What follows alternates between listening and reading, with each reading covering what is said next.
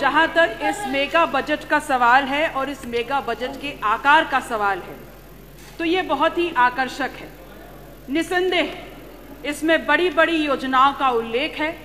Million trillion economy की बात हम कर रहे हैं, तो एक बात तो स्पष्ट हो जाती है कि आप सब माननीय प्रधानमंत्री नरेंद्र मोदी जी से जरूर इंस्पायर हैं कि अगर झूठ भी बोलो तो विजन बड़ा होना चाहिए। ये सरकार आकंठ भ्रष्टाचार में डूबी हुई है, इसलिए सबसे पहले भ्रष्टाचार की लड़ाई पे भारतीय जनता पार्टी की क्या नीति है, ये इस सदन में भारतीय जनता पार्टी की सरकार स्पष्ट करे। और ये बात मैं इसलिए बोल रही हूं क्योंकि समाज का चाहे कोई भी अंग हो, चाहे विकास का कोई भी आयाम हो, लेकिन भ्रष्टाचार एक ऐसा दीमक है जो साथ रहते रहते धीमे धीमे पूरे समाज को खा करके खोखला करने का काम करता है। और मुझे समझ में नहीं आता, बहुत दुर्भाग्यपूर्ण है ये कि जिस भी मजबूरी से भ्रष्टाचार और भ्रष्टाचारियों को आप प्रश्रय दे रहे हैं, मैं नेता सदन से कहना चाहती हूं कि इसका सीधे सीधे असर पूरे 25 करोड़ लोगों के हितों को प्रभावित करता है। खुलेआम मैंने ये मुद्दा इस सदन में उठाया, तमाम साक्ष्य, तमाम प्रपत्रों के साथ। प्राविधिक शिक्षा विभाग के कर्मचारी भी चिल्ला चिल्ला कर कह रहे थे, लेकिन आप उस पर कार्रवाई नहीं करेंगे, आप उस पर बात नहीं करेंगे, और अगर सवाल पूछो तो नेता सदन क्रोधित हो जाते हैं। ठीक है, हम अपना दल बहुत छोटा दल है, लेकिन ये मुद्दा ऐसा भी नहीं है कि आपके डर से हम चुप हो जाएं। क्या ये भ्रष्टाचार नहीं है कि जहां तमाम धार्मिक स्थलों के लिए आप पैसे का आवंटन कर रहे हैं, वहां भगवान महावीर के 24 के 24 तीर्थंकरों के लिए, बौद्ध स्थलों के लिए, नानक देव के तमाम गुरुद्वारों के लिए, कबीर की किसी बैठकी के लिए आपने पैसे का आवंटन नहीं किया है। मान्यवर, मुझे बोलने दीजिए, उसके बाद बोलिए। No, please don't disturb in between, don't disturb in between, no, don't disturb in between, you have no right, absolutely no right. आप अपने मौके पे बोलिएगा, मैं बोल लूं उसके बाद बोलिएगा, बोलने मैं बोलूं उसके चलिए, बाद ठीक है विजय जी, मैं बोलूं उसके बाद बोलिएगा। बोलिए। I might have many objections to what you said, but I didn't raise down my voice. Pallavi ji बोलिए। आप बोलिए अपनी बात। आप बोलिए अपनी बात। मान्यवर, आप क्या संदेश देना चाहते हैं उत्तर प्रदेश की जनता को? इतना भेदभाव आप स्वयं कहते हैं कि बटोगे तो कटोगे, तो मान्यवर बांट तो आप स्वयं ही रहे हैं ना। महाकुंभ का एक आयोजन हुआ जो हम सभी के लिए, चाहे सत्ता पक्ष के लोग हों चाहे विपक्ष के लोग हों, बड़ा ही गौरव देने वाला विषय है।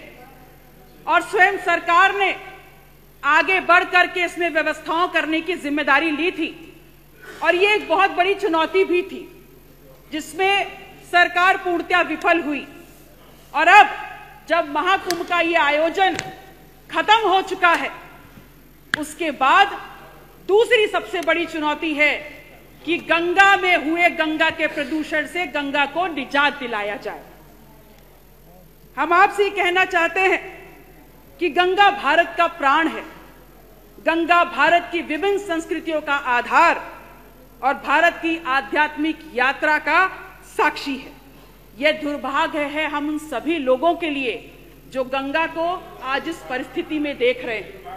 केंद्र सरकार ने नमामि गंगा योजना के माध्यम से गंगा की सफाई के नाम पर अरबों खरबों का बजट आवंटित किया, और जिसमें लूट खसोट भी हुई, लेकिन उसके बाद भी कोई परिवर्तन नहीं आया, बल्कि वो गंगा जो प्राकृतिक अल्केमिस्ट है उसका अनुपात भी बिगाड़ दिया गया। उत्तर प्रदेश सरकार ऐसा ना करे, आप गंगा के प्रति अपनी ईमानदारी दिखाएं और गंगा को वापस गंगा के स्वरूप में लाएं। जो गंगा का जल आचमन के लिए होता है, उस गंगा के जल में आज हाथ डालना भी हानिकारक है। मान्यवर, आप ही बोल लीजिए। बोलो, आप बोलो। बोलने दीजिए भाई। भारत अर्थात इंडिया एक कृषि प्रधान देश है। और महत्वपूर्ण तथ्य यह है मान्यवर कि उत्तर प्रदेश जैसे विशाल और कृषि प्रधान राज्य में जहां जनसंख्या का 2/3 से भी ज्यादा हिस्सा खेती से जुड़ा हुआ है, आज वही किसान परेशान है खाद DAP के लिए, वही परेशान है आज बीज ना मिलने से, आवारा पशुओं के आतंक से परेशान है, तो रात दिन बढ़ते कर्ज से परेशान है, मजबूर है खेती छोड़ने के लिए और अंततः आत्महत्या करने के लिए।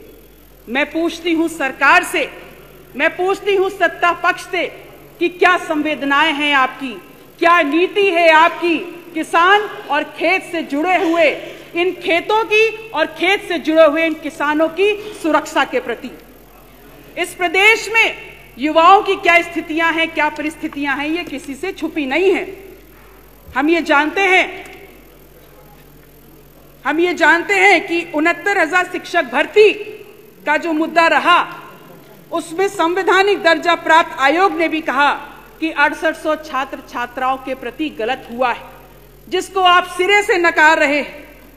तो फिर एक बात का जवाब दीजिए कि इको गार्डन में जो 6800 बैठे हैं वो वहां पर क्यों बैठे हैं, इसका जवाब सदन आपसे मांगता है।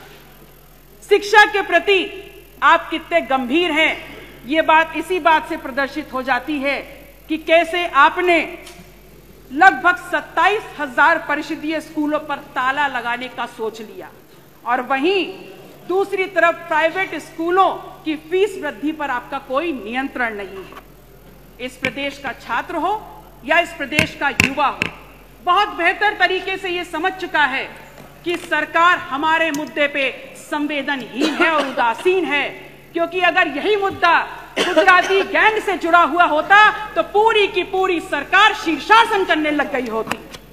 आप कहते हैं कि विपक्ष ने 1 डिस्ट्रिक्ट 1 माफिया दिया। पल्लवी जी समय जस्ट 30 सेकेंड सर। मान्यवर ये बात भी स्वीकार कर ले कि आज इस वक्त प्रदेश का सबसे बड़ा आर्थिक माफिया आपकी सरकार का हिस्सा है, तो इस पर भी जवाब दे दीजिए।